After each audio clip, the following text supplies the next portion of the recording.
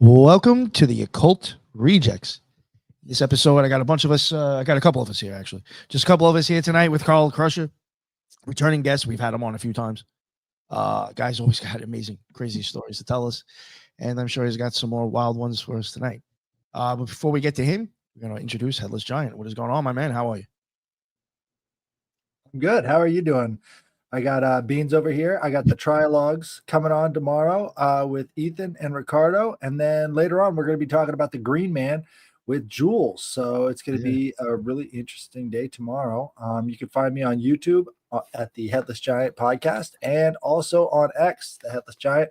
If you have any strange, occult, weird stories, kind of like the ones we're going to be talking about today, send them to the Headless Giant podcast at gmail.com. And if you include your address, Nick will send you out some stickers, and we do those on Thursday. So definitely check that out. Thank you, guys.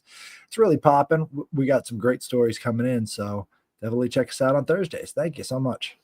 Yes, and this Thursday we might have an interesting guest. So just letting you know. Yeah. And Tyrone, my man, how are you, sir? Please let everybody know what's up with you. What's up, Headless? What's up, Nick? Hey, Headless, man, you keep forgetting, bro. You got to promote your art, man. You keep forgetting that. Like I promote the books, man. You got to promote your art. You know what I'm saying? So while he's doing that, everything that you want to find about me or learn about me is on my website, rebirthoftheword.com. I love ancient history, mythologies, conspiracies, and all kinds of stuff. I also wrote a book that went bestseller. That's on Journey Through the Origins of History. That's on Amazon.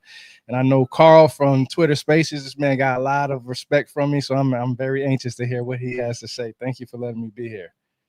Of course, no, thank you, sir. And I think it's awesome that you knew who he was prior. I was like, yeah, this is awesome. And now we got the man himself. We got Carl Crusher. What is going on, sir? For people who don't know who you are yet, because it's been a while since you've been on the show, and I've gotten some new subs and followers. Why don't you let everybody know kind of what you're into and some of your credentials, places you've been? Yeah, my name is Carl Andresen. Online, I go by Carl Crusher, just because it's easier to spell and everything. But I explore ancient locations, paranormal hotspots, and places where it's known that the government has done a lot of research and psychic research into the UFO and UAP phenomena. So I'm really fascinated with that overlapping layer between the paranormal consciousness and UFOs and aliens or other life. And so I try to throw myself in the middle of that as a filmmaker, go out and make a lot of independent films and documentary projects, and then I upload them all over the place and see how far I can go with it, who I can work with, and what kind of things I can uncover. And so, yeah, I'm trying to explore consciousness and reality and film it all as I go along the way. Yeah, you're definitely doing a good job at it, sir. So, Thanks, yeah, of course. I know recently you've been kind of back at Skinwalker Ranch again, correct? Yeah, I was just up there. They just had a whole convention up there called Phenomicon, where a ton of people came together. Like the whole Skinwalker Ranch crew was there, and a bunch of them were speaking. Like Whitley Strieber was there. Jay Stratton was there. I got to meet and talk to Jay Stratton from he's the Pentagon guy that was the head of the UAP task force for a while. I think that's what he was. But yeah, just a bunch of people from the field and the UFO world. And then, but mostly I'm researching a new spot that's just north of Skinwalker Ranch. There's a whole property up there called Thunderstrike Ranch. And it's basically like 10 miles north of Skinwalker Ranch. But it's the same exact cows that graze on the property at Skinwalker Ranch. So on the show, when you see the stories about the dead cows that they find, or animal mutilations, or some cow just turns up dead or whatever, it's the exact same herd that are up at Thunderstrike Ranch that actually goes and grazes at Skinwalker Ranch. And so it's the same owners, it's the same cows, it's a lot of the same families and everything. It's just a little bit north across the town, and all the same legends and everything. But yeah, just been going up there, working with some of the people that used to work at Skinwalker Ranch back in the day during Bigelow's era, hanging out with the locals and talking to them and doing real field work. Like there's actually a rash of dead animals going on right now. Like there's a dead cow, a deer, cat, like a whole string of animals that have been found up there, just like that have been found in really disturbing ways, Oh, unnatural kind of deaths. And so I've been up there investigating that. And along with that, a lot of, staying up all night to try and look for UFOs because we're right up there in the territory where a lot of that happens. So yeah, just working with all of that. And then recently with some of the guys from Skywatcher, the team that summons UFOs for the government on government contracts and stuff, and does that professionally. So some of them are coming out wanting to be more public. They want to help like starting their own YouTube channels and learning how to do all that. So they've been partnering up with me on the side and kind of going out, coming to some of my spots and doing it with me. So that's been pretty cool. Very validating too. What is some of the ways that you know of to summon these UFOs? Yeah, well, there's a combination of methods. Like the Skywatcher team itself, they have developed a system that combines consciousness and like projected telepathy along with technology, and they have a piece of radar equipment they've nicknamed it the dog whistle. And basically it's like a projected radar system that they can point at the sky and modulate the frequencies of the radar and they can get certain results with that, where they basically can call in these unidentified craft or object to appear over the mountains or come down in the sky. And then the team of psionics, is what they call them, are the people that do telepathy. They use consciousness and they use meditations and different methods of consciousness in order to basically interface with that craft once it appears and then communicate with it. And the theory is, and the idea is, that the psionics team is able to use their telepathic abilities to sort of hijack the controls of the craft, since it's piloted by consciousness itself anyways. And you can kind of land the craft or bring it down, and then it's available for study or for capture by these organizations or whatever. So the methods are like the combination of the technology using the radar equipment or the modulated sound frequencies and tones along with the psionics. But part of the reason that the team from Skywatcher is coming out and working with me is because we're on this path to be like, we don't need a dog whistle. We don't need anything. We think that we can be successful with this at the highest level, just using intentions and using the formula that we've developed, which is connecting directly with the ancient methods.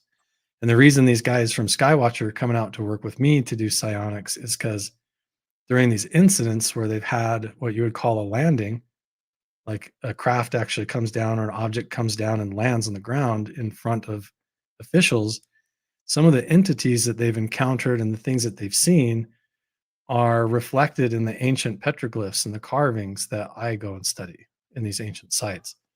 So part of the telepathy and the psionics is, how can we find this balance between the environment of where you're at, the technology, and the human element of consciousness, and get the right combination to get the UAP to get closer and closer and get the proof. So that's kind of, what we've been doing. But there's a lot of different nuances if we wanted to get into like how psionics works, how the telepathy works, and the different methods, and like what you actually do within the mind. I mean, we can go all into that. Oh yeah, I'm ready there. I'm already a step ahead of you, because I was just thinking, the basic way to, easiest way to explain that is just how, people use frequencies to meditate today, through the 432 hertz and all that other stuff. They use different frequencies to meditate and stuff like that. And then when they meditate, they see these, visions. That's what I'm going to call them, visions. And they're able to do things within those visions and stuff like that. So yeah, that's how I see it with frequencies, when you say the word frequency, at least. Yeah, absolutely. So yeah, like psionics and the way that a lot of it works is, if you visualize, some people are not as good as visualizing things in their mind, like having an imagination and being able to hold that imagination, like a vision in your mind, like you just described. But yeah, it kind of works in a similar way where, you're out in an ancient location, you're sitting on the hilltop with your friends there, and then you all kind of get synchronized in the right mindset. And it all starts with your intentions, like your subconscious reasons of why you're even there. You better make sure that those are in check. You better make sure that everybody in the group is like getting along and has a good relationship, like very fundamental things just about your own attitude and stuff.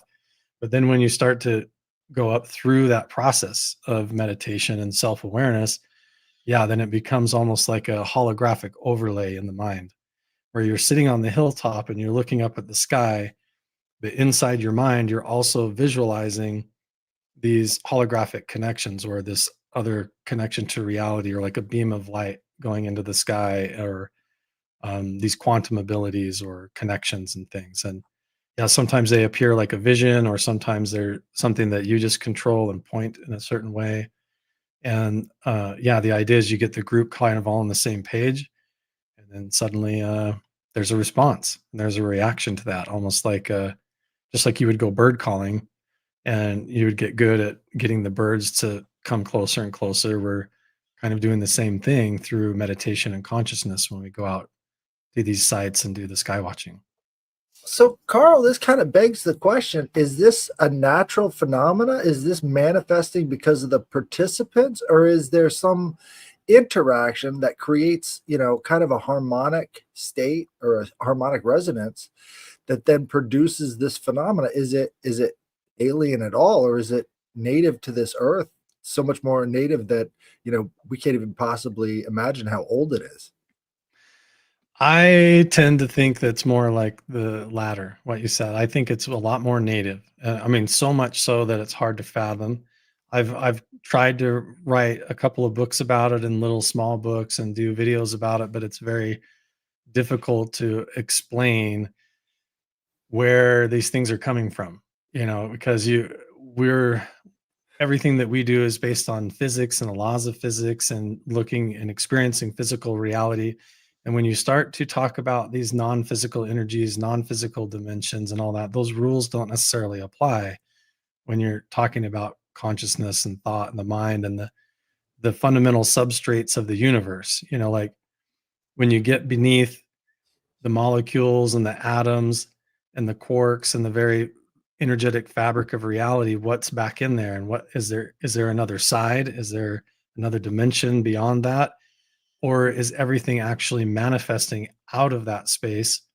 Because that emptiness of what we think is a nothing, like the nothingness of empty space, is actually made of pure consciousness and pure potential and pure creativity, and that everything is springing up from that what we think is nothing is actually pure potential.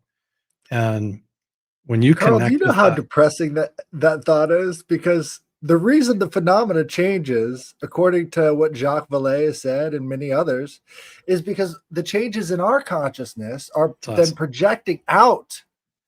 So all of the yeah, terrifying factors of this phenomena are coming through us. That's our own manifesting subconscious. through us.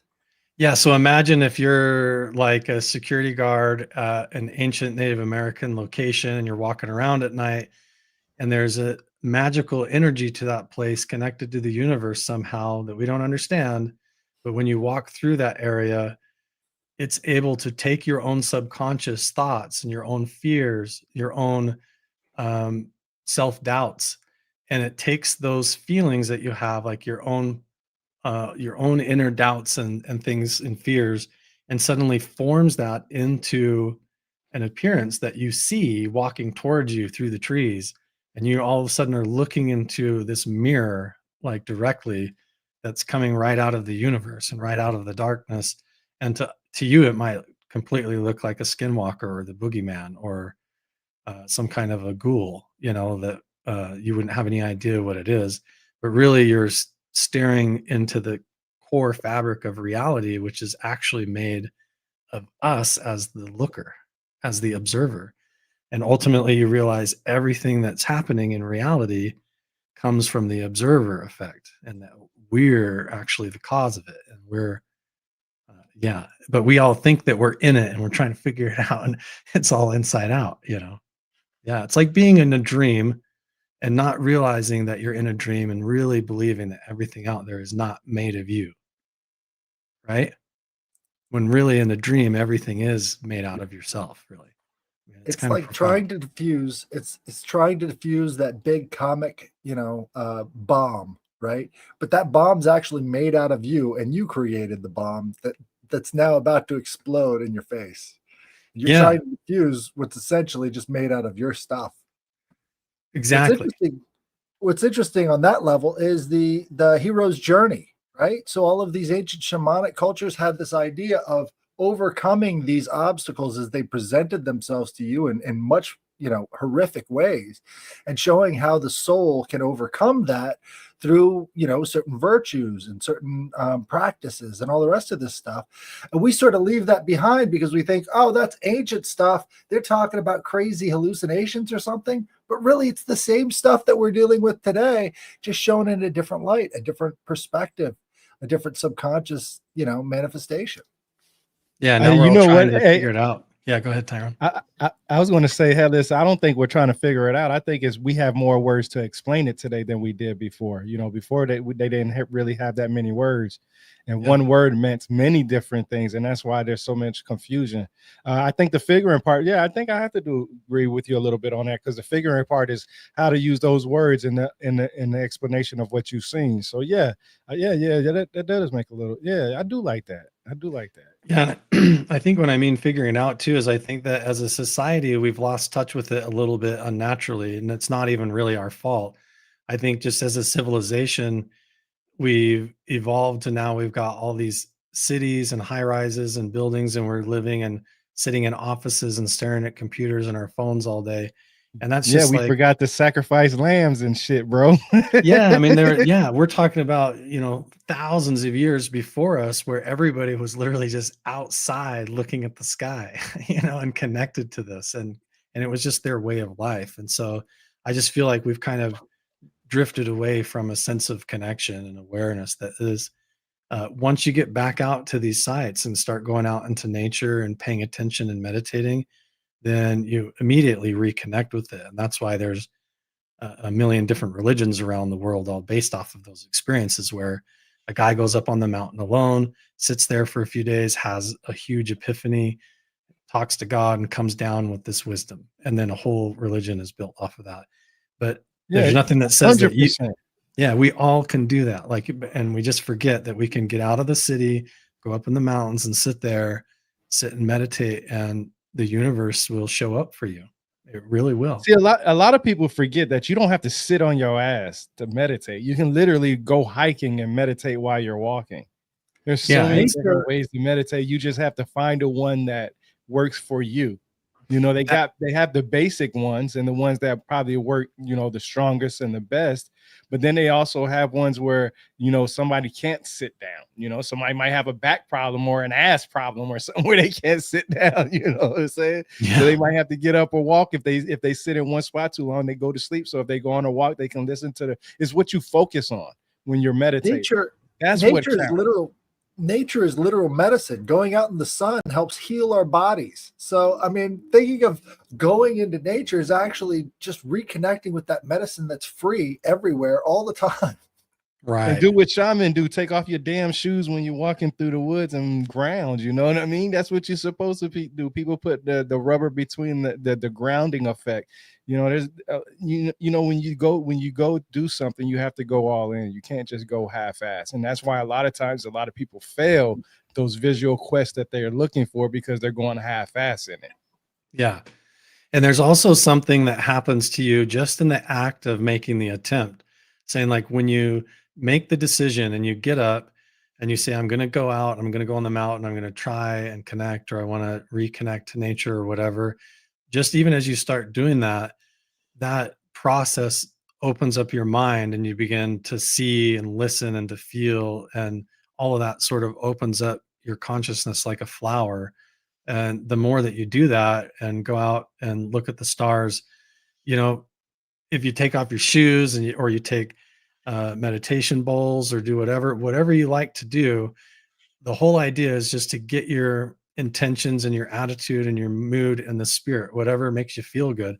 Ultimately, like when I was working with the Skywatcher guys, my whole attitude was like, well, what's your secret? Is there a method that you do? Do you do this before that? Do you say this to yourself? Like, what's the whole process? And ultimately, the big secret is you can't overthink it. Like the whole idea is to get up in the mountains, to get around a couple of good people and just like really expect that something's going to show up. And if you have the right intentions and the right group of people around, and you go out with the attitude that it's going to happen, then it does. It actually does. And that's been the case.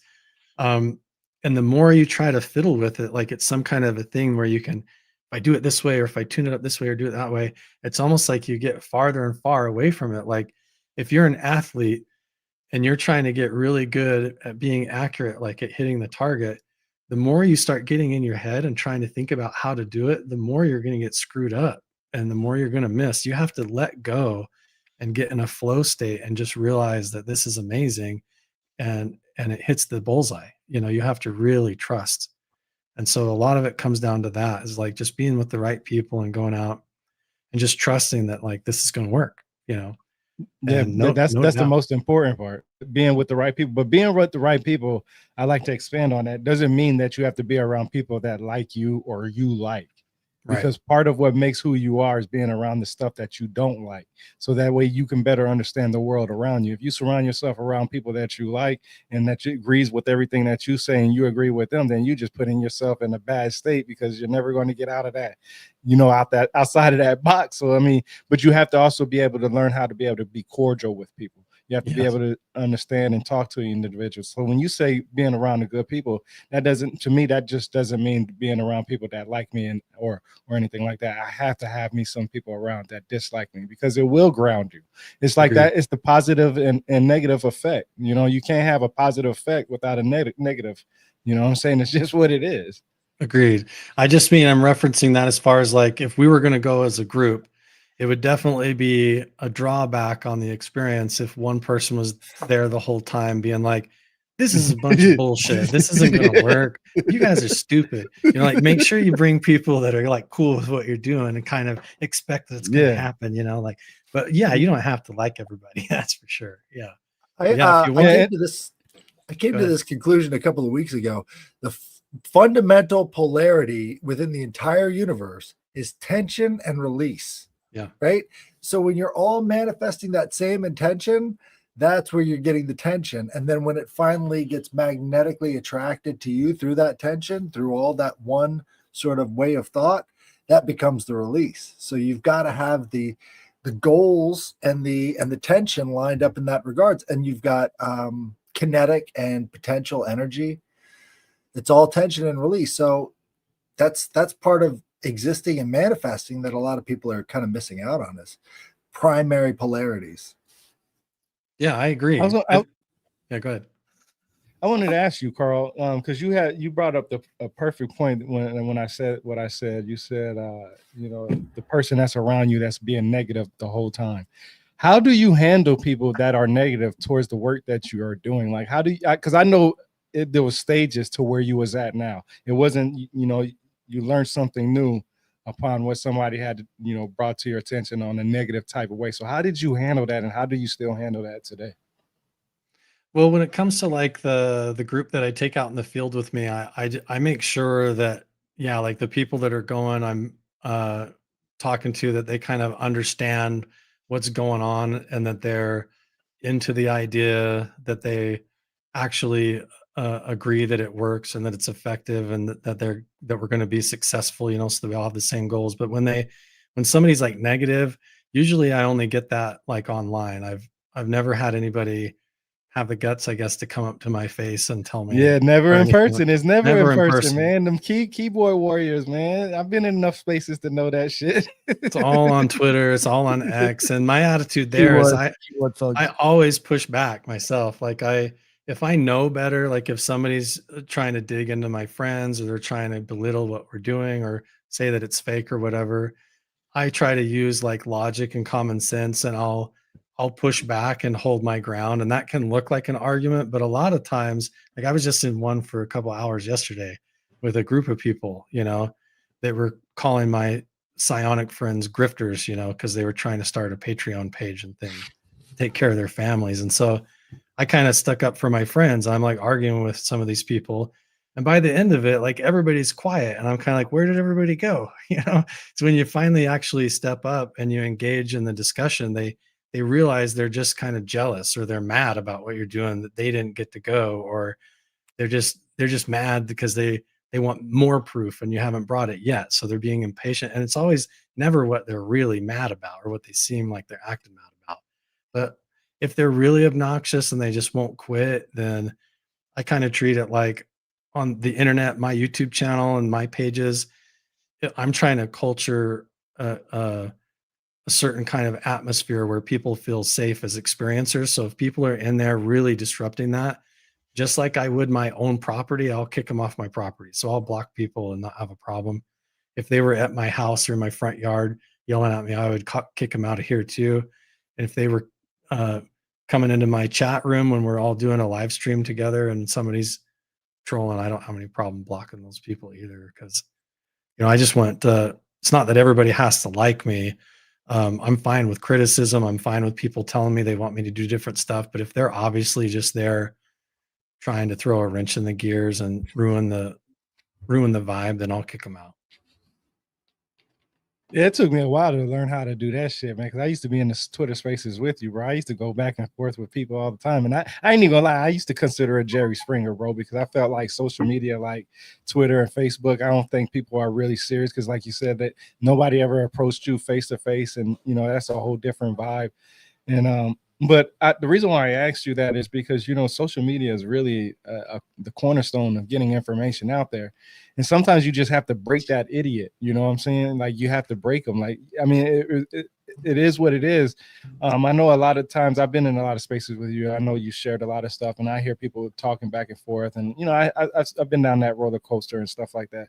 But the thing is that you are asking people to do their own research. That's what I get from you. Like you said, you say you go through the myths, your boots on ground. I always talk about anybody that's boots on ground on anything. You can't tell them anything different. I mean, this person's there. What are you doing? Sitting behind the computer? Yeah. I mean, maybe you have a disability where you can't go out on the field, and that's fine, but you can't judge somebody who's out there doing it. Maybe you should, as an individual, it should touch bases with people like you who are, boots on the ground, filming this stuff. And I also know when it comes to filming, is that you have to cut out a lot of stuff. And then there's a lot of, executive points and people with their own, ideas, and you have investors and all that stuff that you can't really control. So how do you go about doing things with raw information where you're like, hey, I don't want anybody involved but just me, my camera, and myself?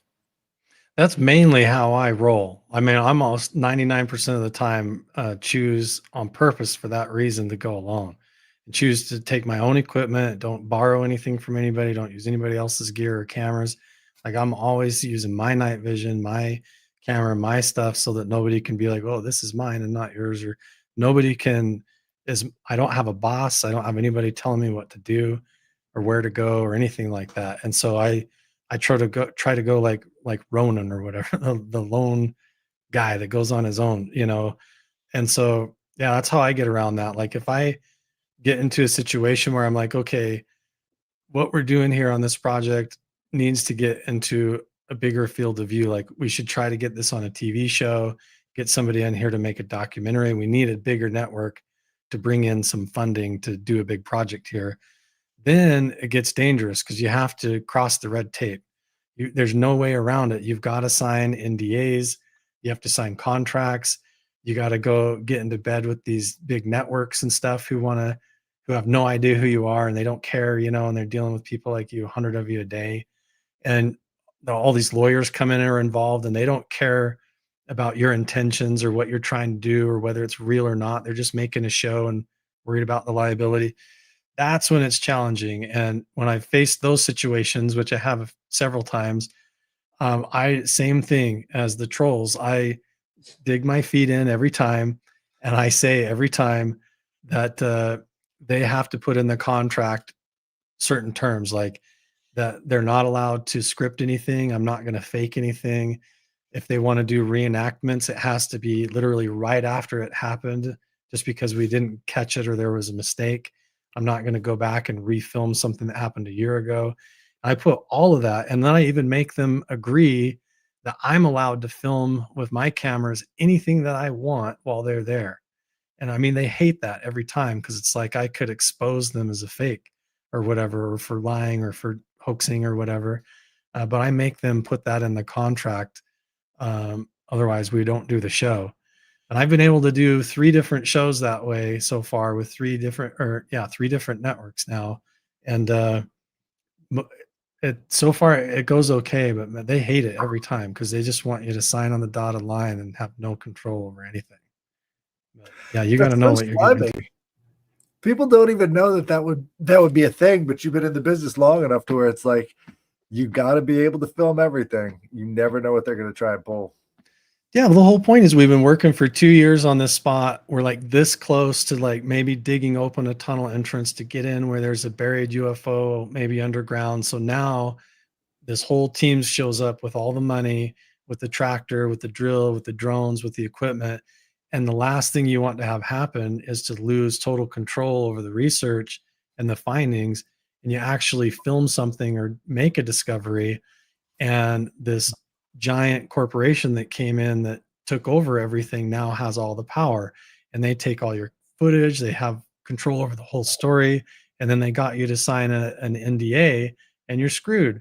It doesn't matter if you found a UFO or not. You can't say anything, and you're going to jail, like, or you're getting sued for everything. So you have to know that game that you're playing up front, and when you start going down that path, so that you can set everything up, which is why some of the guys from the Skywatcher team are wanting to come out and work with me and do stuff, because they realize now, oh, if you don't have your own YouTube channel, your own Patreon and your own Instagram and all that stuff, and you're not regularly capturing and putting out your own content, then these other corporations and agencies will just come in to your projects and take everything, and you have nothing to say, no evidence to show for your stories or nothing.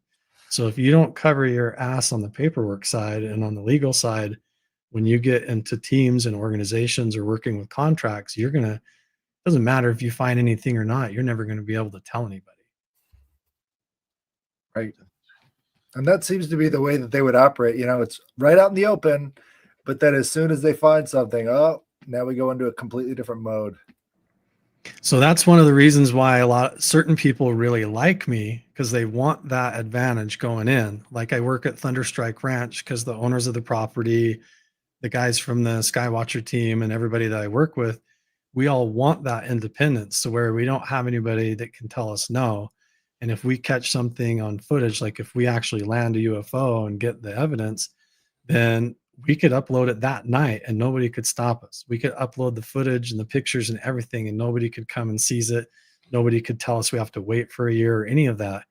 And the reason that we're all pushing in that direction is because a lot of guys inside the program, that's what they're experiencing. As soon as they're successful on a job, the whole thing gets swept under the rug, taken away. They lose their equipment. The boss gets scooped up and promoted. And now the whole team is like left wondering what they're going to do. And they don't have anywhere to go, and they're just left standing there. So like, what do? You got to go land another UFO, and you got to do it on your own terms. So that's where we're at. That sounds promising.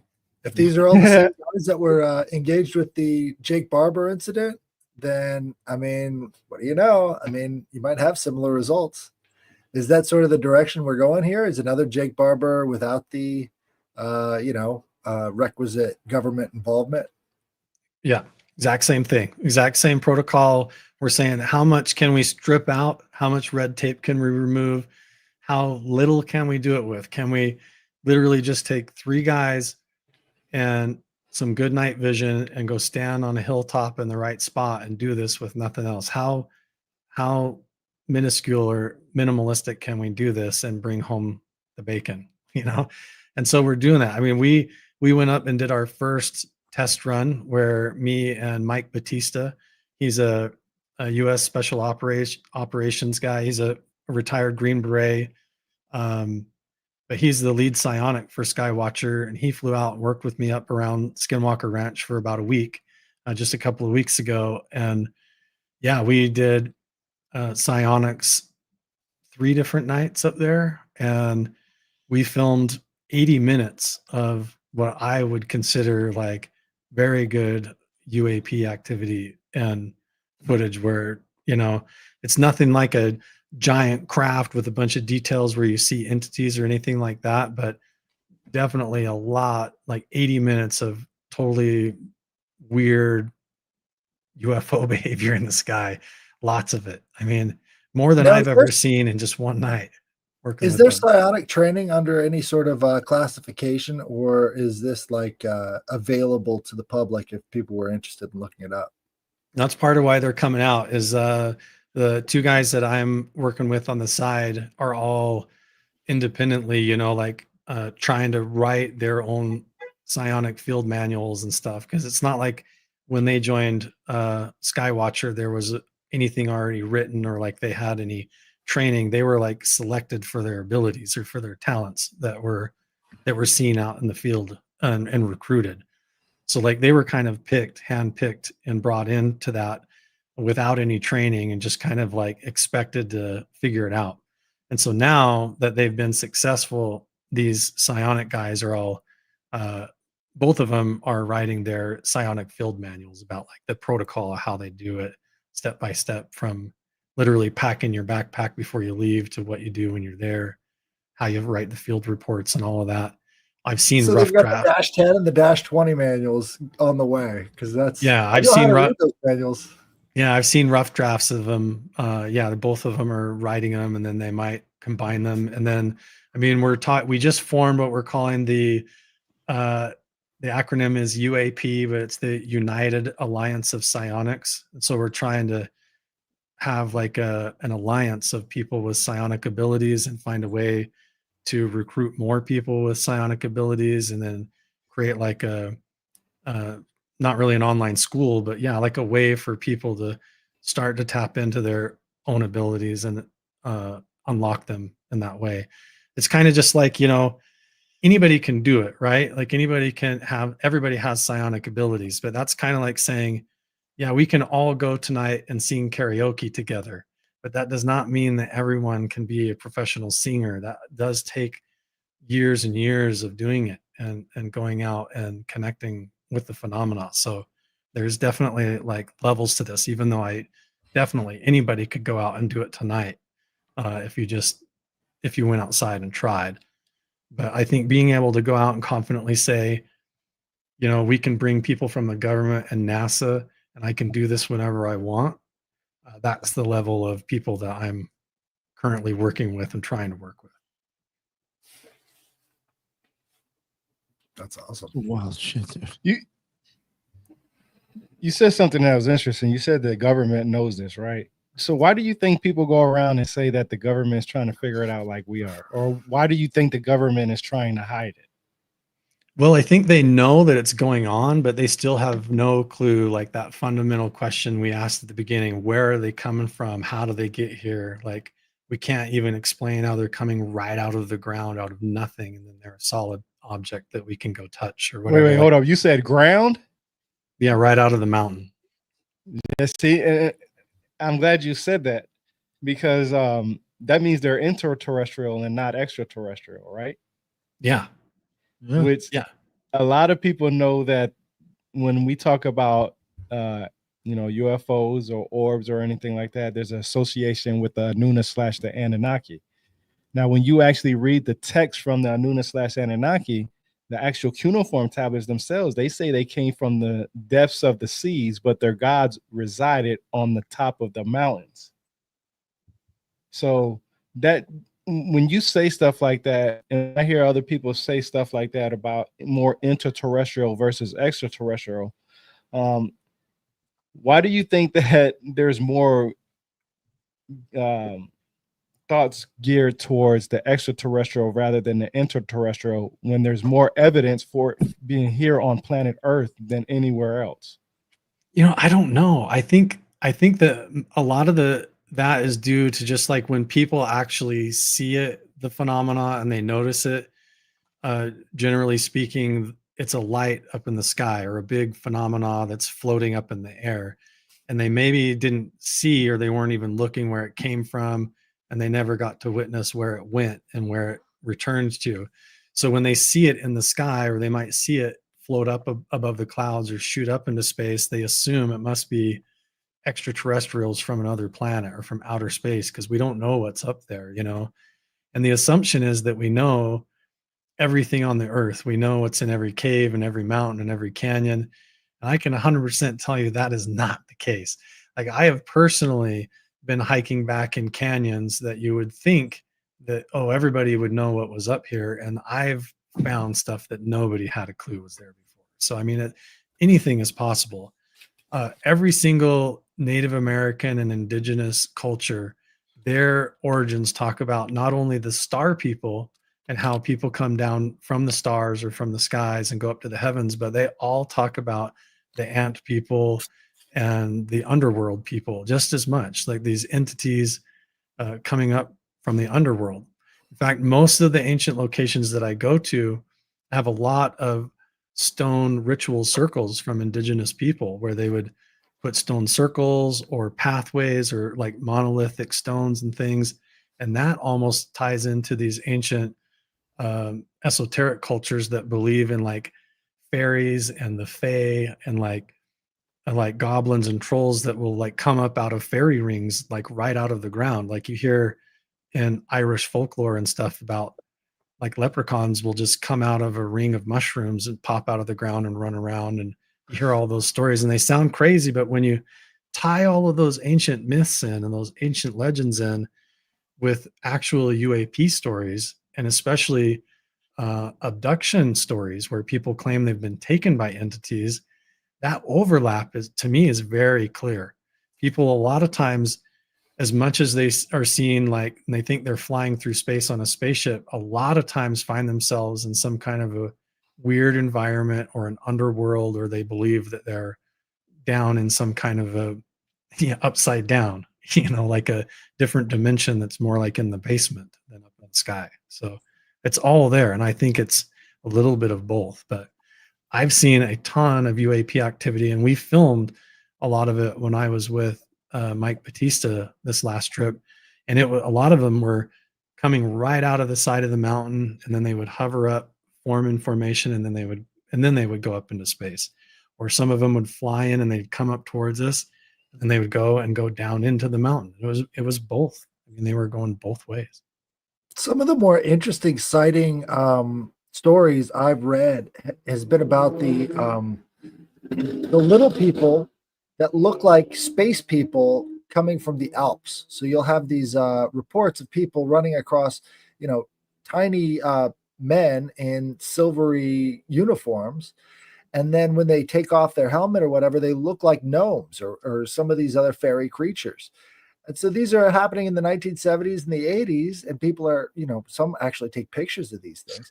And it's so off the wall, people can hardly believe it. But yeah, it's the same sort of little green men phenomena, only in a different context, in a much more alpine region. So, and again, sorry, I cut you off there. Go ahead. No, go ahead. I was just going to say, if go back to that initial thing, if these things are manifesting and they're drawing their form from our expectations or our subconscious, then culturally there could be a huge variety, everything from space alien looking things to like goblins or trolls or werewolf looking stuff. So like, if it's all based off of, and like, imagine if reality, if you could go up an ancient canyon, and back in the back of that canyon was this cosmic 3D printer. And that 3D printer could read your mind, and it could pick something that it knew would inspire you or would frighten you or would show you something that would unlock a part of your consciousness. And as you walk up to that canyon, suddenly reality 3D prints this appearance for you. It could appear as literally anything. It could appear as an object in the sky, as a creature, or whatever. And then as you encounter that, you would have all kinds of random paranormal stories, from the dog man to Mothman to aliens to ghouls or whatever. It would really be based on your own DNA and where you're at, and the energy of the place would create a whole formula that for whatever could appear. And then when you see that, how you interpret that would totally depend on your own beliefs and your own way of seeing it and encountering it. So Yeah, it's either going to Right. appear and you're going to think it's a spaceship, or you're going to think this is some kind of a strange thing that just came out of the underworld. It just There's a depends on what. biome specific element to these sightings. When you take away the borders of, well, this is real and this isn't, and you're looking at, well, this is strange and this isn't, then you start to see these patterns emerging that come along with these, energy ley lines and all these other things that influence the manifestation itself. Exactly. So imagine like ancient cultures were naturally sort of in tune with that. And a lot of their beliefs and customs and rituals were tied up into that. And now we're looking back in history wondering, why did they build all these pyramids? Why did they build all these stone monoliths and rings and labyrinths all over the world? And what were they doing here? And we don't have a clue, but all you have to do is go out and experience it and sit in those places for a little bit and be quiet, and you'll realize what they're all about and what they were doing, because you'll tap into those frequencies that are harnessed in those places. And if you're sensitive at all, you'll realize what they were doing there, and you'll see the same things and experience it. Isn't it like wild when you think now? Like, I mean, I think I believed it when I was a kid. Going back to a kid, like we thought, oh yeah, the pyramids are just to throw a couple of dead bodies in them. Like you had to go through all that just to toss a couple of fucking mummies in there. Really? Like, Yeah. and I remember like believing that. Yeah, they say that those were just a tomb. Like they built the whole pyramid. Oh, sure, it makes sense. Just to put the body of the king in there. And now we look at all these and people are puzzling over it. Like these are giant energy capacitors or transmitters. Like they're drawing power from the ether of the universe and channeling it out to the community and things. And everybody's trying to figure out what they are. But all of it's going to go back to relating to consciousness and how consciousness is the fundamental constructor and observer of reality. And so they were tapping into consciousness and reality itself and how those two things interface. I have a little saying that I always bring up is land is the lens by which we view God. And when you think about it in terms of the phenomena and everything else, it's like, oh, well, that kind of makes sense. This is how I perceive myself through the land around me. And so our perception of that is going to then influence our perception of God. So it sort of shapes it. And you think about rural environments where you've got all the verses that they use in the preachers on Sunday mornings about sowing and reaping, and that ends up shaping your reality, and all the rest of this stuff sort of comes into focus as well. So there's a intense connection to the land that we have, whether we explore it or not, and that ends up shaping our reality around us. Yeah, I agree. It was obvious that in ancient times there was something going on that everyone all across the world, across the globe, knew was important and was the most important thing. And they were all trying to tap into that and all trying to harness it. It doesn't matter like what country you go to, they have monuments or pyramids or different structures that ancient cultures at one time appear to be trying to point towards the summer solstice and the equinoxes, and they've got these vast connections in the way they're aligned. When you actually go study it, you realize there was like a phase of really early primitive humanity that was not primitive at all, but they were tapped into this stuff like at a way higher level than we get, and they were doing it totally organic with like the earth and stone itself, and now we're doing it very synthetic. Like I believe that what they were doing like in Giza or down like in the Aztec Empire, the way they were laying out those temples and tapping into the aquifers and the way the Schumann resonance of the earth, they were basically trying to build giant computers, that you could go sit inside that would resonate with your consciousness and tap you into the internet of the universe. And that's kind of what it's like. You go sit in these ancient spots, you find a shaman seat and you sit there and you learn how to meditate with it. And it really is like surfing the astral plane, like you would the internet. You can tap in with consciousness and read the Akashic library of these ancient times in certain ways, or at least have these visions and impressions and downloads of knowledge that I think these ancient cultures would find absolutely invaluable. Like to have a shaman sit there and to gain wisdom about what to do and where to go would be a matter of life and death back then. And it would be absolutely important. Now we just call it our intuition, Merkaba meditation goes straight into the idea of these chariots of the gods. Chariots of the gods is right back into the UFO phenomenon. So it's all right back with the same terminology, even. And I think very few appreciate that.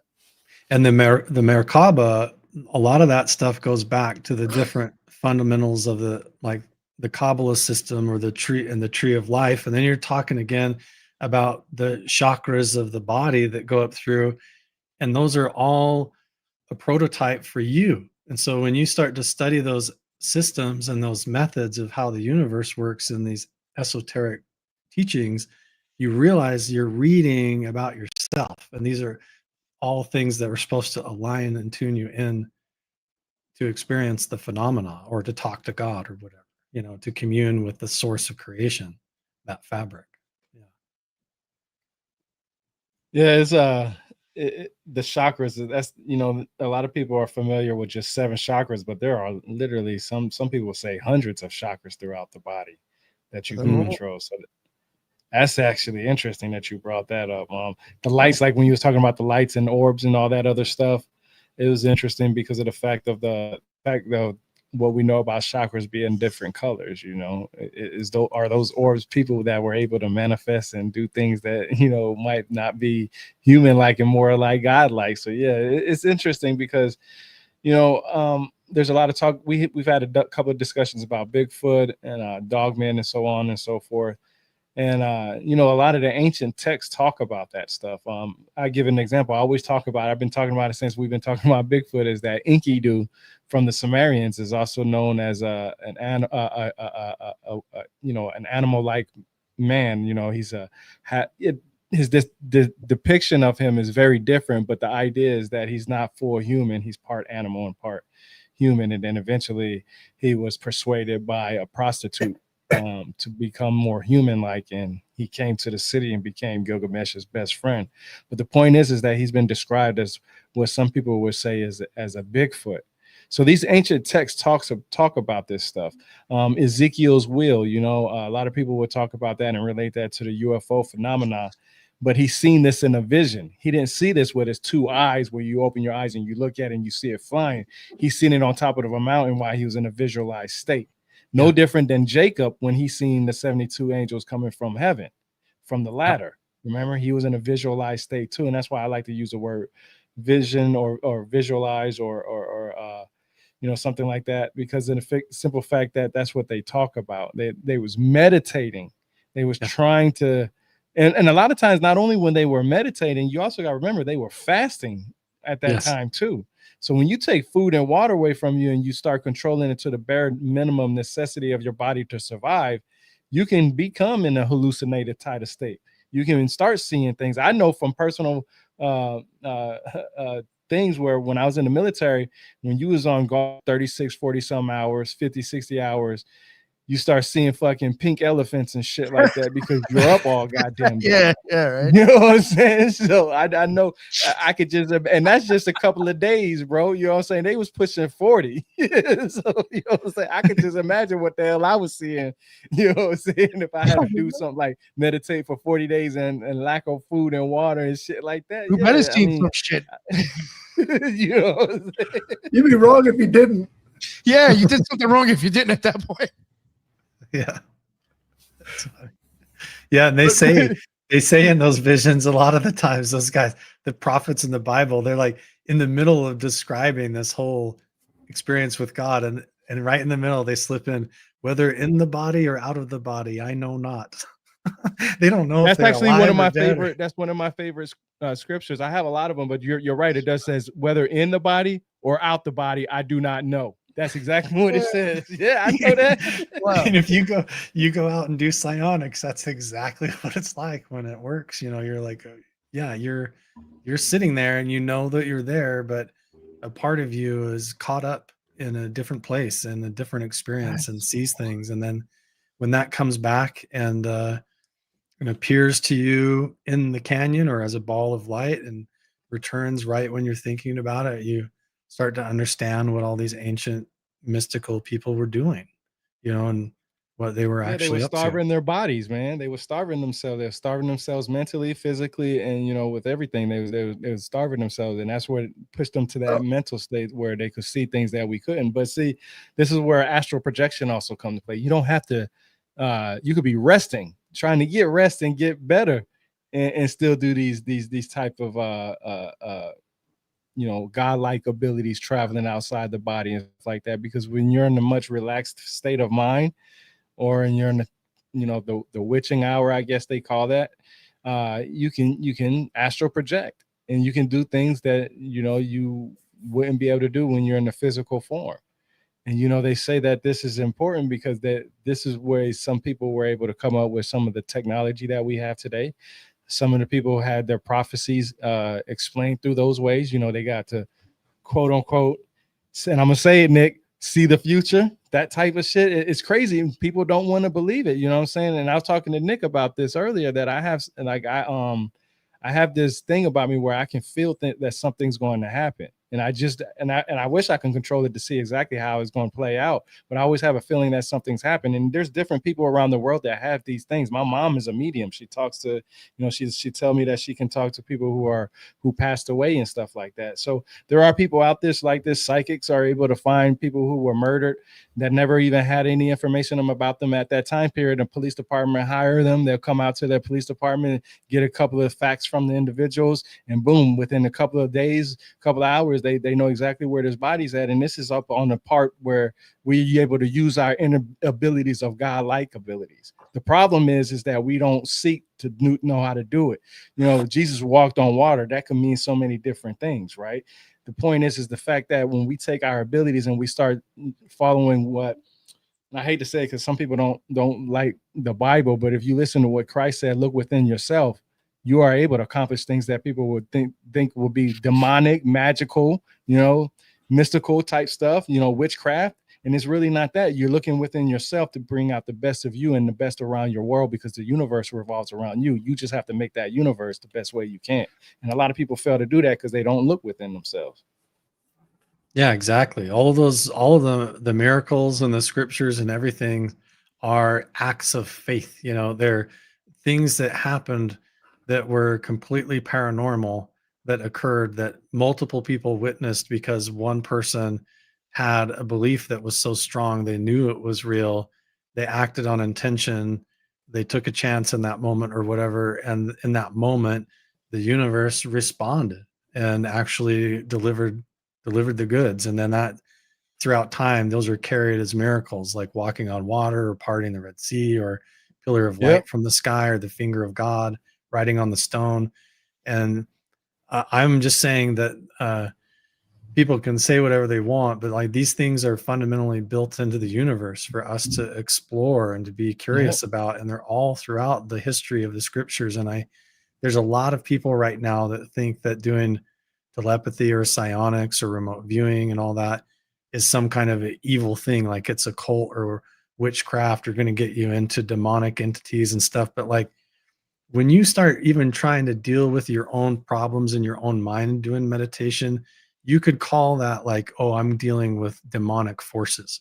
When I started trying to deal with my own depression or deal with my own self-hatred and different things, I might as well have been wrestling with demons. And that's the same shit, it's the same thing. But when it comes to doing psionics and this kind of work with the phenomena, it's also the same thing. It's like, how much are we going to fear ourselves as we explore reality? Because the universe is going to push back in what you're taking to the table. So like if you go out there, like all of my experiences when I've gone out, even with these professional guys, to do psionics and to do it, even though we flat out call it summoning, and we're out there working in areas where there's dead animals and creepy stuff, and you would think on the surface like this is a haunted house. We're out here working in the woods, but every time we go out, because of the vibe that we carry with us and our intentions, our results have always been positive and have been amazing. We found that the attitude that you bring as a team or as an individual is going to give you the results that are tuned to you. If you're going out there and you're all worried and afraid, like, well, what if we see something? the odds of you manifesting and actually encountering something that's going to traumatize you go up and up. You know, you're going to So, get what Carl, you're looking for. let me get this straight. You guys aren't praying for the end of the world, and you're not expecting to see demons? No, No? no, we're realizing that whole belief that the end of the world is coming is a self-fulfilling prophecy of manifestation that we have to let Right. go of as a society and realize that's all us just impending our own doom on ourselves. It's crazy to even imagine that, really. When you realize how manifestation works, like to hold the belief that the world can only be saved by ending, it really is apocalyptic to believe that about yourself, I think. Right. Every beginning begins with the chaos. That's true. Yeah. That's true. How the Zodiac Yeah. started with the explosion of Aries.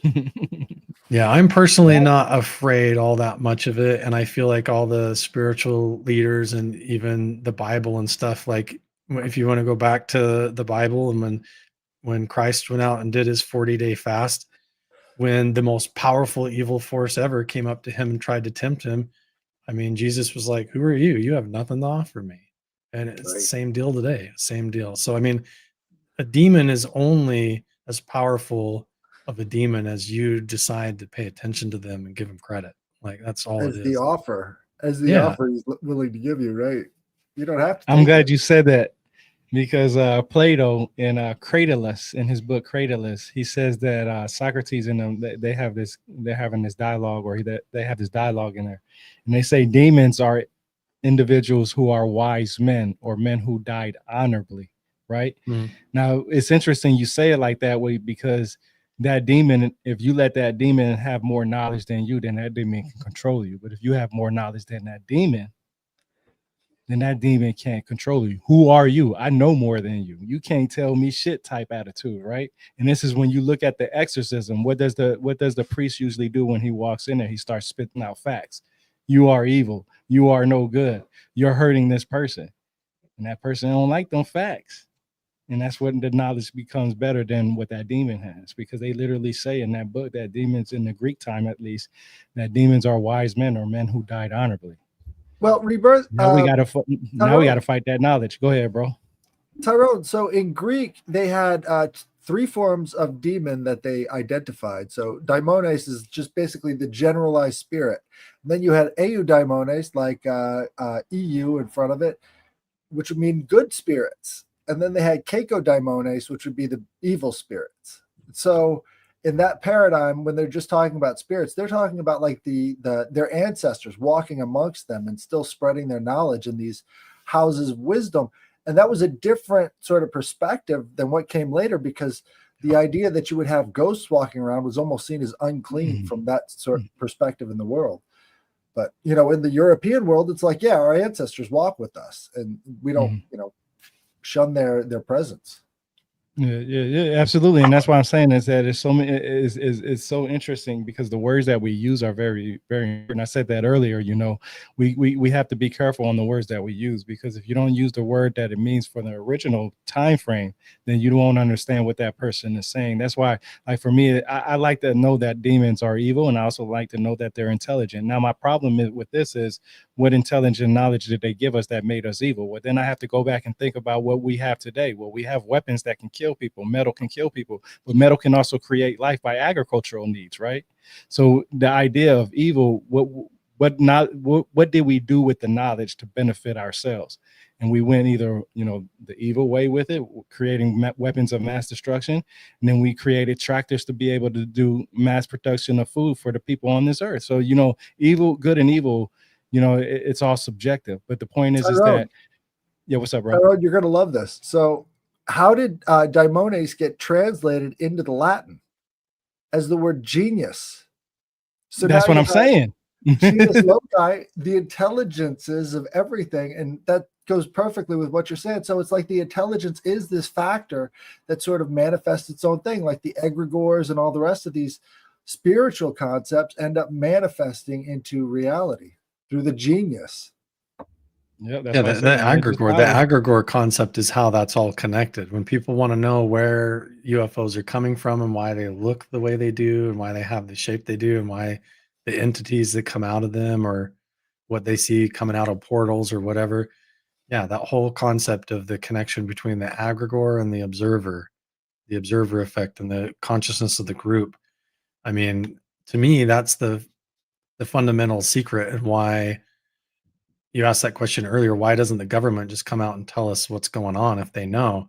How do you tell everybody that? I mean, that's a secret that you almost don't want to get out, because as soon as everybody realized, oh wait, reality is created off of our own intentions. Like, it's built like a dream as we lean into the future. Like, we're building this out of our own minds and our own hearts, you know. It's a Magic works best when the people you're doing the magic on don't know they're participating. don't know. Yeah. You want to be the only one, the only wizard in the top of the castle controlling the whole matrix, if that's the case. It's You don't that want simple. anybody.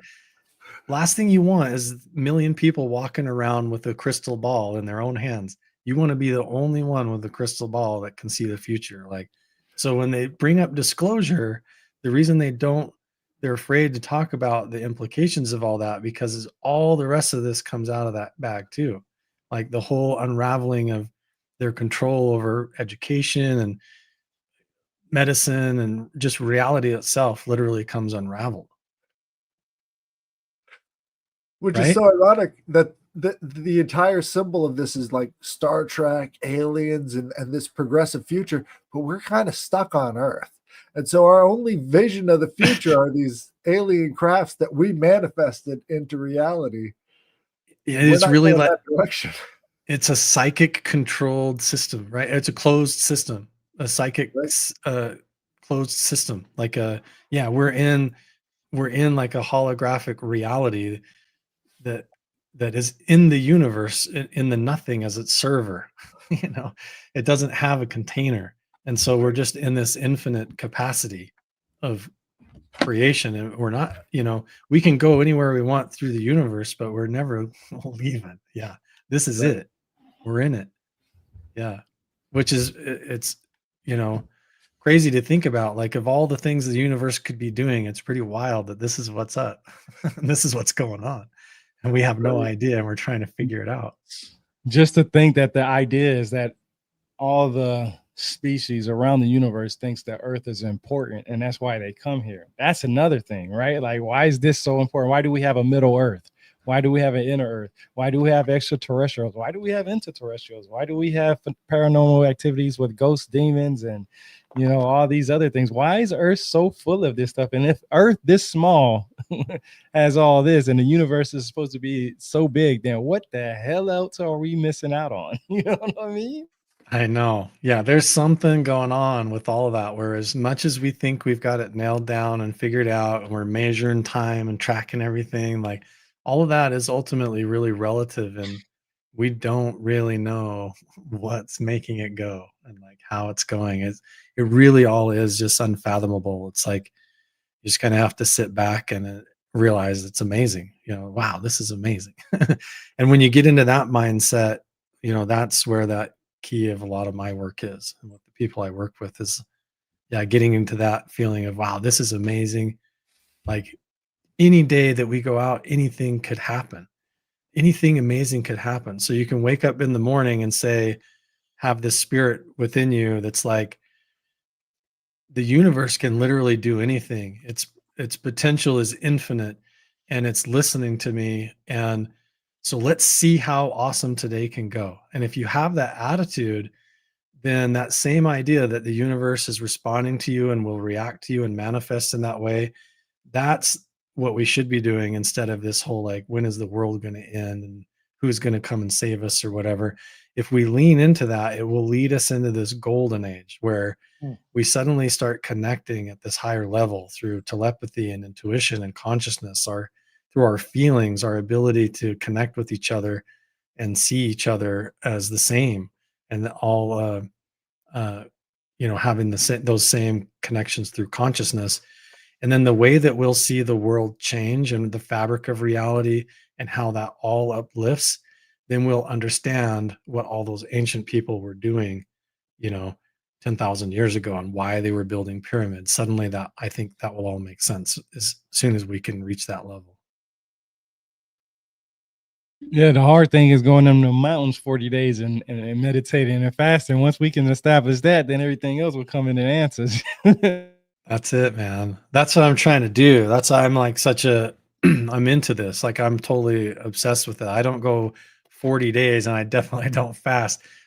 I just barely today ended a 48-hour fast, but not a 40-day fast. I just ate my first meal right before getting on here, but because my power's You been know, out all day. But yeah, you got to get into it. You got to like go into your own self, trying to refine your own life and your own mind and your own consciousness. I mean, I've gotten into this process to the point where I'm like very even particular about my diet, how much sugar I eat, mhm. um, whether I'm exercising or not. I mean, there's a lot of things that I feel like if I'm not taking care of myself, I'm just not as good at this. I'm not effective, and I'm not going to be an effective part of the team when we go out and work.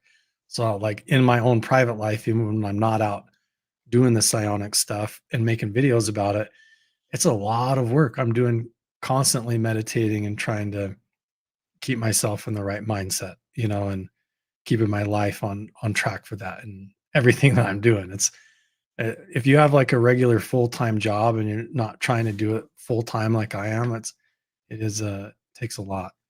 It's a challenge. Yeah, most definitely. Yeah. Yeah, that's, and I'm glad you brought that up because I think one of my strengths is that because I am retired, I'm able to read and research and share what I've learned. I try to give back to the people who actually truly want to know things. Like if there's something about ancient history that somebody likes to know and I read about it, I like to, give them as much information that I can about it. There's not, I always say this, there's not enough time in the day for us to do everything that we want. You have to pick and choose. One of my favorite authors is an historian is Godfrey Higgins. He wrote these books in 1833 called Anacalypsis Volume 1 and 2. He was a 33rd degree Mason. He has these books, these very thick ass books. And the other guy that I like was Albert Pike. I'm probably sure you heard about him. Mhm. And I read their stuff so much, and they talk about the stuff that you're talking about. Everything that I read, from consciousness to sometimes of some type of entity or uh, something that's not known to us that we can see with our human eyes, but we can see with our third eye and stuff like that. And it's interesting that we have a lot of information out there and that it takes a lot of people to research it. But then I think about the people who don't have the ability to do the type of research and stuff that we have. And I give you a good example of this is the people that live in North Korea. Like they have no choice but to just be told whatever it is they have. And I wonder, how does the meditation work there? Because they have people who've been there for thousands and thousands of years. And I'm pretty sure they have people with their own myths and stuff. And I try to look for some of this stuff online and it's very, vague and very, not really any too much information out there. And I wonder, because of that and the way that history is going, some of the history is being taken away, some of the history is being hidden, some of the history is even being destroyed even till to this day, right, in 2025, which is crazy. But when you think about the people in North Korea who have who don't have these abilities, they're being robbed of their basic human journey, their human journey. They're being robbed.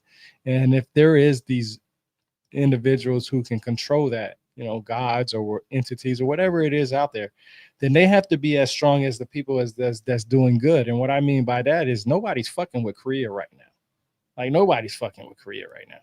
Right. Like as much as the technology that we have from all the, the allies that America has, ain't nobody fucking with Korea right now. And it just makes me think, call out Israel too recently.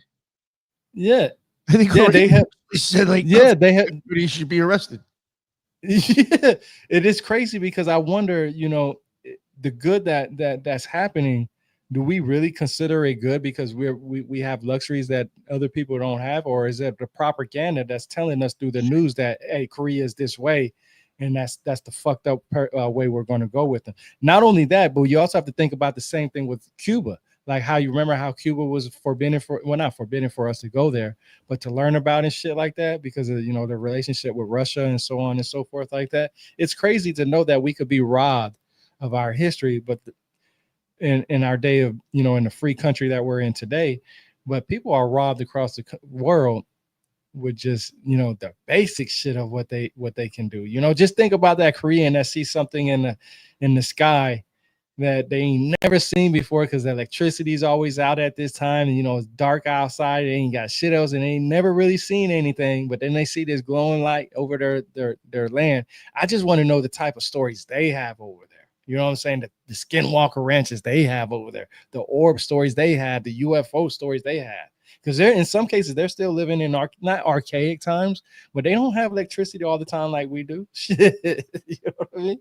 So it's just interesting, and they eat a lot of fish too. And then anybody that knows anything about fish brain food, so you know that can exaggerate a lot of the shit. So Yeah, man, you never know. I think it's fascinating how the ancient cultures that are like cut off from the modern society seem to hold all the secrets, you know. And as modern civilization colonizers move in and like take over different areas, they basically smother that under the rug, and they say, well, this is primitive. Look at these savages. We need to modernize this and develop culture and civilize these people. And then they just trounce right over the ancient teachings and the spiritual places and build cities on top of them. Yeah, it's crazy how that happens all the time. Yo, what's up, Troubles? You jumped in a little late. Just want to introduce Tribbles Garcia. What's going on, Troubles? Why don't you let everybody know who you are? I don't even know. Yo, guys. What's up, guys? Nice meeting you guys. Headless Giant. Nice to see you again, brother. I've been following you guys on the Occult Rejects on you guys' lives. And when you guys were talking about the tweakers, first of all, I want to thank the Lord for allowing me to be here today. And I want to thank every single one of you for allowing me to enter your space. Thank you guys for what you guys are doing today, because it is really, really good work and good research. Also, I left off watching, I left the chat when you guys were talking about the tweakers and the intent and manifesting where you're tweaked out. Guys, I am a recovering addict. You guys freaking triggered me. And I'm going to tell you something. It is insane how accurate you guys are, because I come from a place where I used to get high, bro, and I used to, and this is just my experience, bro. Used to get tweaked out of my freaking in my closet, and I would think that I was grabbing my wife's liver with my hand until it rotted, and my wife would wake up with pain. And you guys are like, bro, you're tweaked out. Like, yeah, I was fucking tweaked out, but I was damaging her with my intention, bro. Like, I was dreaming of it. You can't go to sleep. I was daydreaming about it, bro. And it was happening to her on a physical level. Like, I was grabbing it from the ether and putting it in her freaking body. And I decided to stop, obviously, because I have children and everything, bro. But I have a year and almost 6 months not tweaking more and not smoking weed and not drinking alcohol anymore, guys. And I'm going to tell you something. It's probably the best thing I've ever done. It's not about me. It's about the idea, though, that everything that you do here and you are tapping into a frequency, you could definitely materialize it. And that's where I left off. I'm sorry if I'm pivoting or changing the conversation, but yeah, man, it's an intense realm. Telepathy is another main thing. My ex and I, now I'm a vivid lucid dreamer. Nothing to do with it. But look, check this out.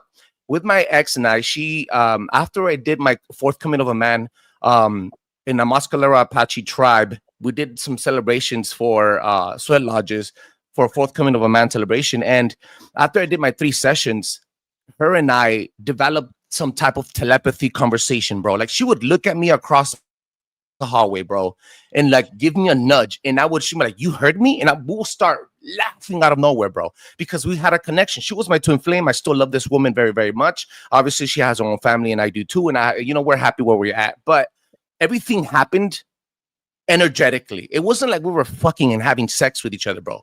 Like, we were touching each other's soul. I know it sounds fucking retarded, and it sounds like something a tweaker would say, bro, or a spiritual guru would say, but we had telepathy, and we would have full-on conversations for more than 10 minutes, bro, in our dreams. We would see each other in our dreams, and then the next day we would remember, like, bro, did you dream the same thing I did? Tripping the freak out, bro.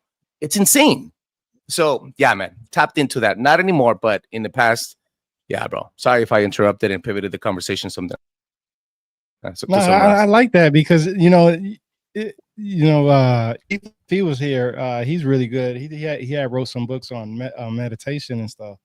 And one thing that I've learned about meditation, not just from his book, but overall and throughout my life, is that breathing can help you with that stuff too. You know what I'm saying? It's just, we all have our own ailments, you know what I'm saying? We all have our own vices. It was good that you've seen yours and you worked around it. That's why you went on your journey and you're here to tell us about it.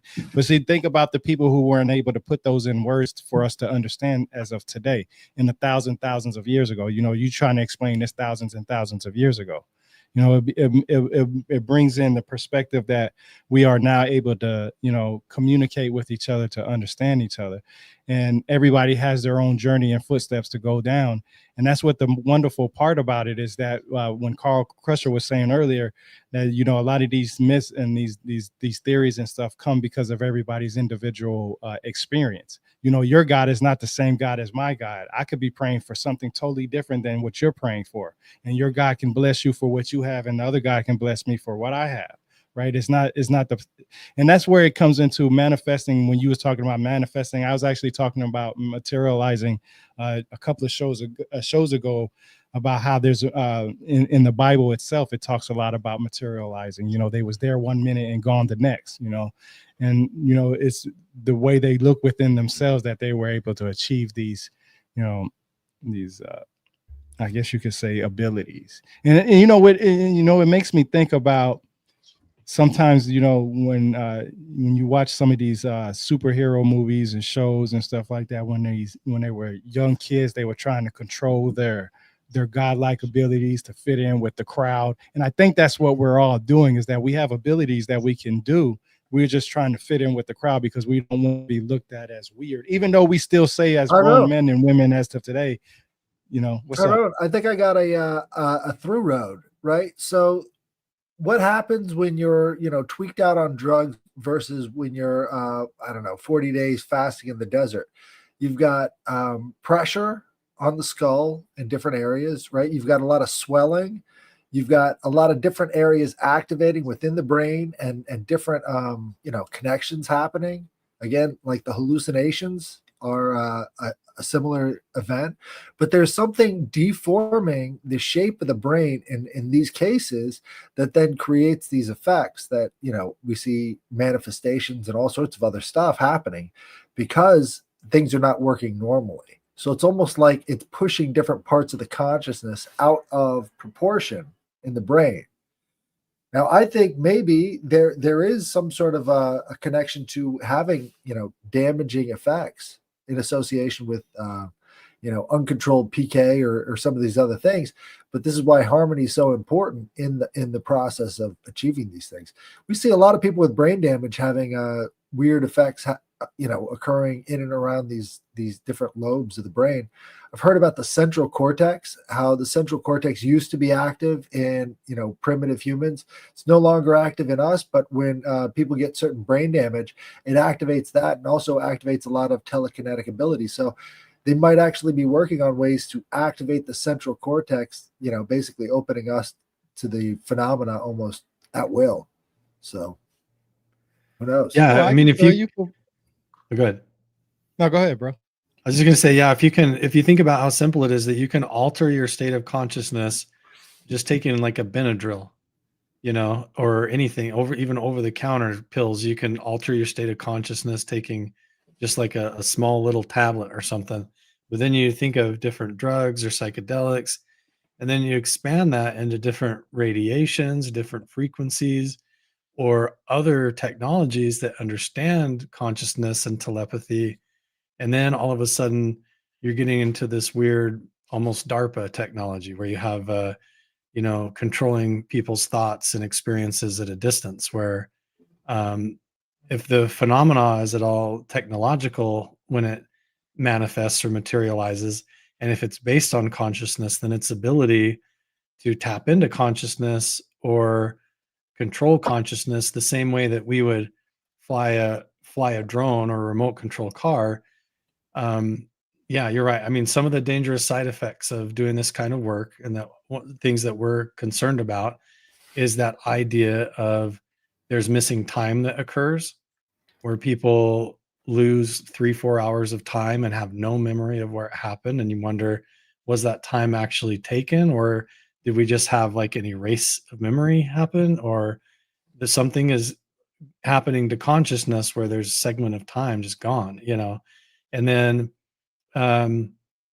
there's also effects like they call interference syndrome. And that's actually even come up in the congressional hearings where UAP and experiencers, people that have been in government programs that have been very close to these craft or these objects on the ground and interacted with them, sometimes have got a form of brain damage that is like Havana syndrome. So there is a part of their brain that is affected by these encounters that changes the structure of the brain. And they don't know if it's like damaging or if it's actually enhancing. And it's a little bit, depending on the people, there's reports of both. Like you said, some people have these encounters and then all of a sudden they have these extra abilities, or they're smarter, or they can suddenly do math like crazy or know other languages. And then other times they have these encounters and it's damaging and they just have their hair all falls out and their gums all turn white and it's like they've been hit with radiation, and it's not very pleasant. But those are all risks that we're taking when we go out and do this in the field for real, and why I carry radiation sensors and Geiger counters and EMF detectors and all that stuff on me everywhere I go to make sure and monitor that. But yeah, there's definitely real world side effects getting close to raw supernatural phenomena. Well, think about how close radiation is to some of the primary sort of drivers of creation in the universe. Atoms and radioactive decay is just pieces of atoms being shot off into different pieces of space. So if you're thinking about white holes and black holes, there's something sort of manifesting in that space between spaces. This brings us to portals. What are your thoughts on portals? Are there people experiencing that sort of phenomenon to other places? Yeah, I think as much as like things can materialize or appear like out of the ground or out of thin air, like they're coming from outer space, that also the environment and reality itself can shift or connect to itself in different ways. I think the connection to the understanding of how portals work, both physically and through consciousness, is also a big reason why I think ancient cultures were doing what they're doing. A lot of times where there's all these pyramids and ancient sites that were sacred, there's a lot of false doorways, staircases that go to nowhere, chairs that you sit in and stare off into nothing. I mean, there's a lot of things that look like, why in the world? These are totally counterintuitive. But when you understand that these places are drivers or like pilot seats for consciousness, then you understand that higher level of how people were probably tapping into these locations. But I can't remember what the original point was or what that original question was. But Portals. try to remind me. What did you just say? Portals. Portals, yes. But yeah, the portals. So imagine these false doorways built in the stone and the wall of the temple in these perfect spots that are all designed to harness this power.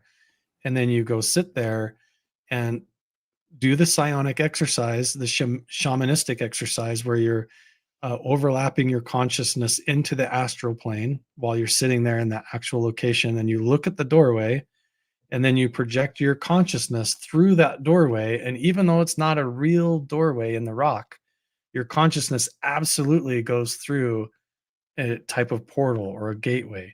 And you may go through a doorway in Peru and suddenly find yourself gaining wisdom from somewhere totally alien or somewhere totally foreign, or maybe feel like you're getting insight or wisdom from the teachers over in the ancient Indus Valley in Tibet. And so maybe they were sitting in these spots through these portal energetic doorways and not only traveling, but communicating like an ancient telepathy or ancient telephone. So like you have different people in different places communicating with each other. And that's why you've got globally, all these structures are built the same and the same kind of culture all over the place. But yeah, I think portals are very real. I don't think they're necessarily like a window that would just like open up into reality that you go walk through. I think they're more just like you might experience it like a strange missing time or deja vu or weird incident when you're in these locations. But a lot of times there's measurable effects. You can catch it on a device or a sensor, or other people in the team experience it at the same time. I've even been in experiences where things have just appeared and now they're on the ground and they were not there before, like where we've hiked down a trail several times and then we went by there the very next time and there's just like a pair of boots sitting there that were not there before, like all kinds of things, like time is overlapping. So I think portals are mostly just the past and the future getting messy and slipping into each other, and people and consciousness can kind of go through that or get in the middle.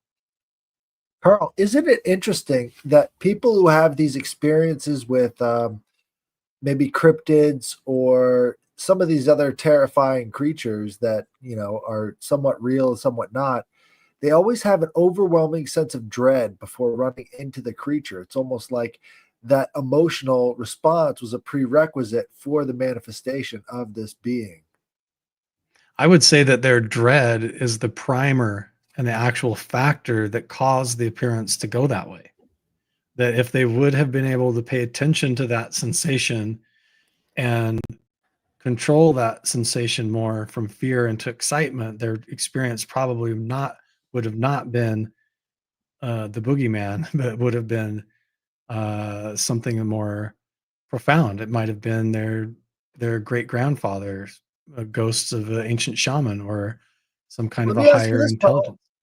Yeah, There's supposedly a nerve cluster on the back of our necks that, when activated, creates a sense that somebody's watching us, right? And so we have that sort of reaction to that nerve cluster. Do you think maybe stimulating certain nerve clusters on the human body to then produce these type of manifestations is possible using maybe electromagnetic means, kind of like you can shoot this out of a person, maybe? I think so. But what you're tapping into now is the big core of the secret of what they were doing at the Montauk Project and why that gets such a bad rap, because they started realizing, well, asking that same question, how can we take a person and amplify them and tune them up to make them optimized, And they would say, well, okay, well, and one of the primary guys that started that research was a guy named Andrea Puharich.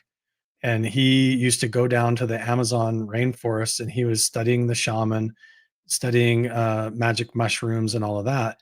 And then he was coming back up to his labs and experimenting with patients. And he started out with magic mushrooms, but then he realized, oh, when they're doing the psilocybin, we can flash these strobe lights in their eyes, and suddenly their ability to guess what the cue cards are goes way up. They can tell it's a triangle, they can tell it's a square, their telepathy goes up.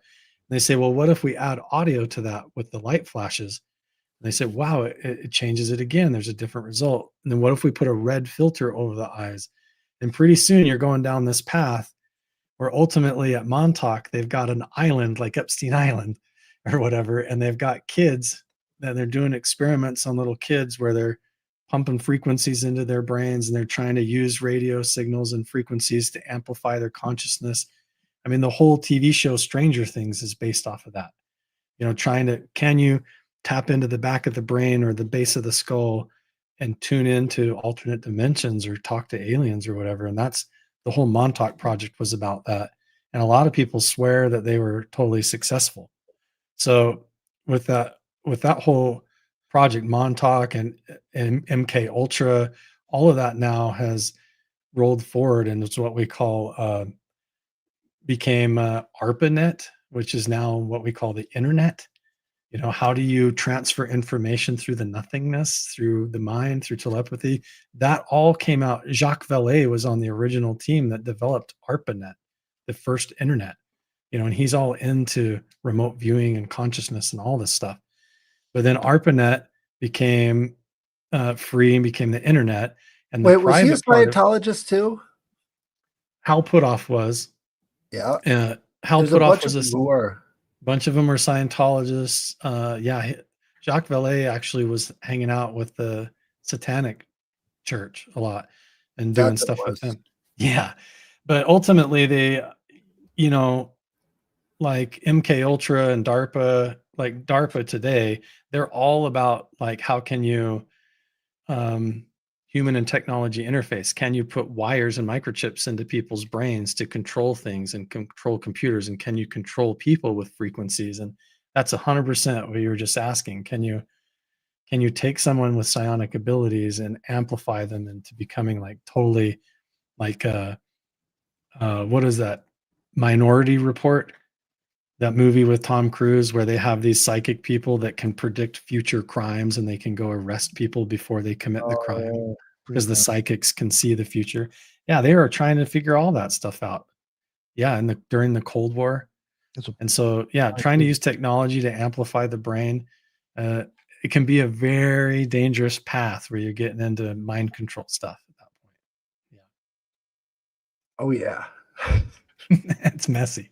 Yeah, but I think it's part of it. Yeah, you can. I think you can use music or different meditations, and there's subtle ways that you can enhance your experience when you go out to do psionics.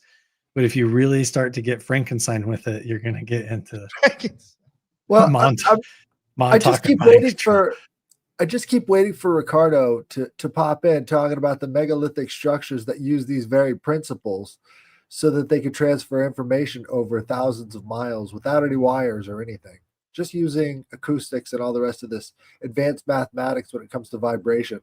It's like they figured it out. Maybe that's what we're seeing today. Just another manifestation. Sometimes I think, though, if you have that technology, wouldn't you just tap in directly into the ether instead of talking to each other? Because all the information's up there anyway. Well, what do? We have the vastness of the internet, and all we do is sit and watch reels and memes and sit and talk to each other too. I mean, we could be studying philosophy and getting degrees in Harvard University, and we're all just geeking out over UFOs tonight. I mean, we all are just trying to have fun too, right? Yeah. We want to learn, but it's got to be fun. Yeah. I don't know. I was just saying that earlier, when we're taught as young children, or at least when I was taught as a kid, when I went to school, I was always told that school wasn't meant to be fun. And I think that's bullshit, because as a kid, life is supposed to be fun, right? That's all we know is to have fun. So if you can implement a way to educate me in a fun way, it probably, we probably have more educated people walking around here instead of these dimwits, because a lot of people would be able to know what they're really being educated on. And I say that because of the simple fact that when you look at some of the stuff that goes around, when I asked you earlier about, how do you go about with some of the people that at you negatively, you give people sources, you give people information, you give people the opportunity to go do this stuff for themselves. And instead of them going to go do it, as soon as they hear something you don't like, they dismiss it and say, this is bullshit and this, that, and the third.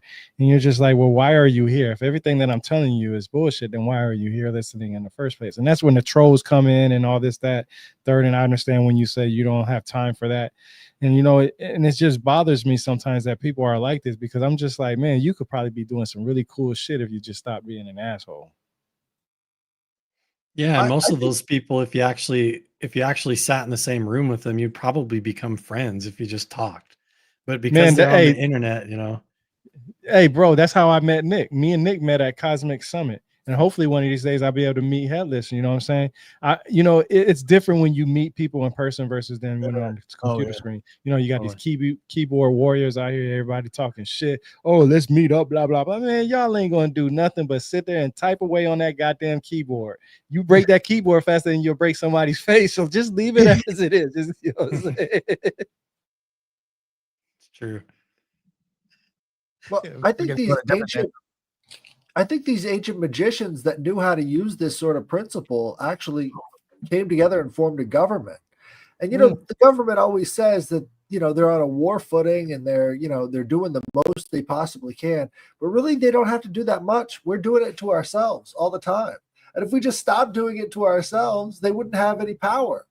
And that's basically the most efficient way they could think of doing it is by getting us convinced that if we didn't get together and maybe stop things or boycott it once or twice, we might actually get something done.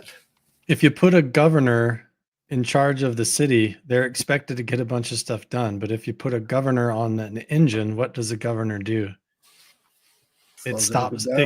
It caps off how fast the motor can even run. It literally is a speed limiter. Yep. So yeah, government is all about governing. It's about capping off our abilities, controlling anything that gets out of control, checks and balances. If anybody starts to get ahead as an outlier, you got to put them back with the rest. Literally, like if anybody starts to develop nukes or any weapons or abilities, we got to bomb them and stop. And like literally everything is about suppression. Yeah, you're absolutely right. It's just a matter of time if people take that opportunity to do it. You know, it always leads with an opportunity. If you don't seize that opportunity, nothing comes from anything else. You know what I'm saying? You gotta have that opportunity. And right now, people are so distracted with their own mindset that they don't see the bigger picture. And that's why we're in the situations we are in now with everything. You know what I'm saying? Even when there's actual evidence and facts given to you. I mean, I understand that not everybody can meditate. You know what I'm saying? Me, I have a brain injury. I was growing up in Afghanistan, and I have a traumatic brain injury. I had to learn how to meditate. I had to quiet the noise in my head. Like that's not easy, especially when you got, you know, all these crazy thoughts in your head from when you was over there overseas and shit. So, you know, a lot of people don't understand, you know, everybody has their trials and tribulations, but I hate when people dismiss when somebody's trying to educate somebody. You know, all anybody really, if somebody's trying to educate you, just take that knowledge and roll with it. That's it. If you don't like it, if it don't do nothing for you, forget it. But I guarantee you sometime in the future, you're definitely gonna, if you live long enough, hopefully, that information that somebody gives you, you know, will be beneficial. One of the things that my father taught me growing up was, and I kind of tweaked it a little bit, but this is what he told me. He says, a man learns from another man's mistake, but a real man will learn from somebody else's mistake, right? A man will learn from his own mistake, but a real man will learn from somebody else's mistake. So basically how I thought about that, and I kind of tweaked it, is that when I see somebody else doing some dumb shit and it gets them into some trouble, I try to pay attention to that, whether it is, having bad information, misinformation, being guided through the wrong rabbit holes, I guess you can say.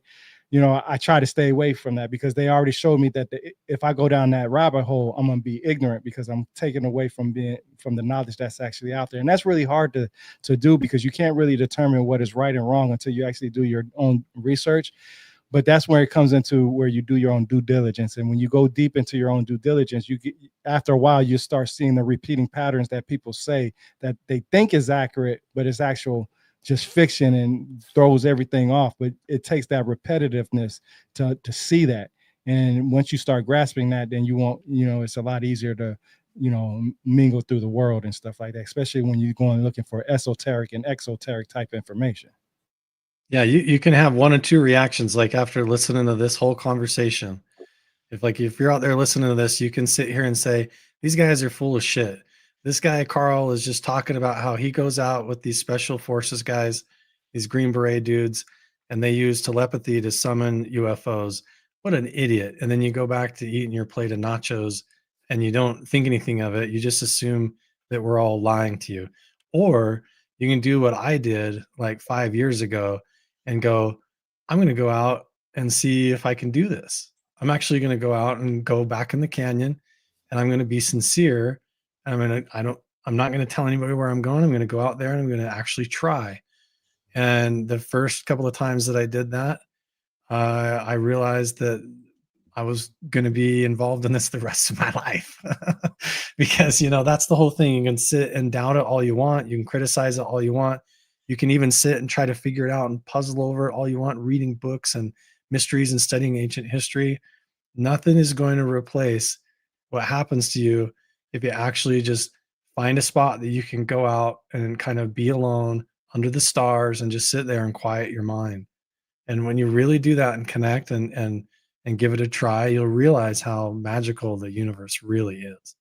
Like it will respond to you and it will react to you. You might sit there and think that you're bored for a little while, but as the night goes on and as you continue to go back and continue to do it, you'll realize what this is all about and why people in ancient times that weren't all distracted it was their entire way of life and civilization. Like you said, like they almost had a global society where everybody was into it. It seemed like there was a time where it was like that.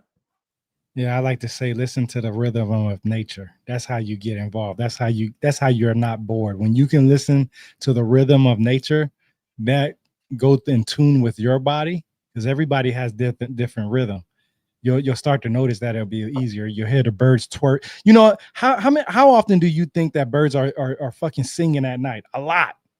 A lot. Go outside and hear them birds screaming at night. Them motherfuckers got vampire or what they call it what is it sleep problems like we do. You know what I'm saying? They be out there squeaking and talking and shit. Like I'm like, damn, there's a lot of birds out here, you know, singing.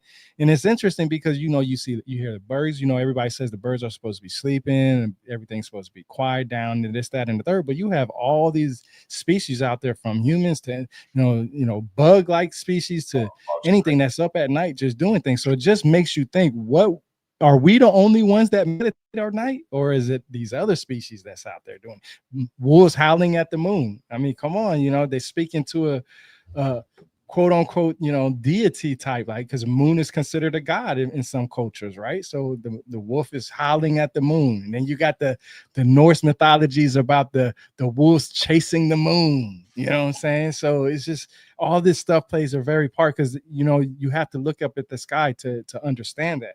And when the wolves are chasing the moon, that's stars can be just chasing their whatever, you know what I'm saying, however you want to take it. But the part is just getting that knowledge. And I think that's where a lot of the problems is, that once you get that knowledge, a lot of times, even for myself, I do it sometimes too, I feel like I know everything, but I know everything that I know from what I've read. I don't know everything overall. And that's where all of us have to connect to each other, have these conversations.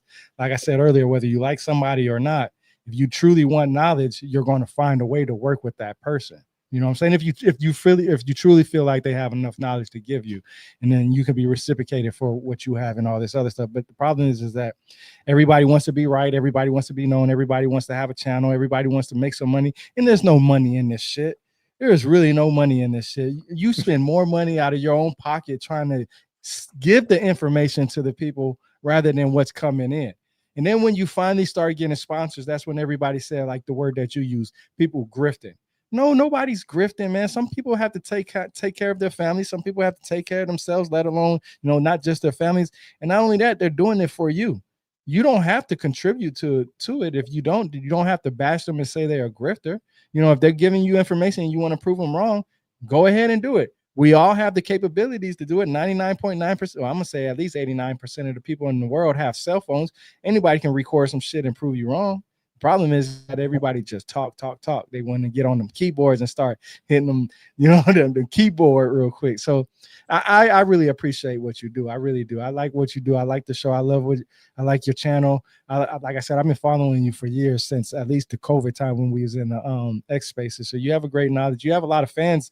I mean, everybody's sitting here saying Carl Crusher is the man in the comments. So you know what I'm saying? So forget all those other people that give you that negativity, bro. There's a lot of people who like what your work is, and I'm one of them. I'm sure everybody in this room right now is one of them.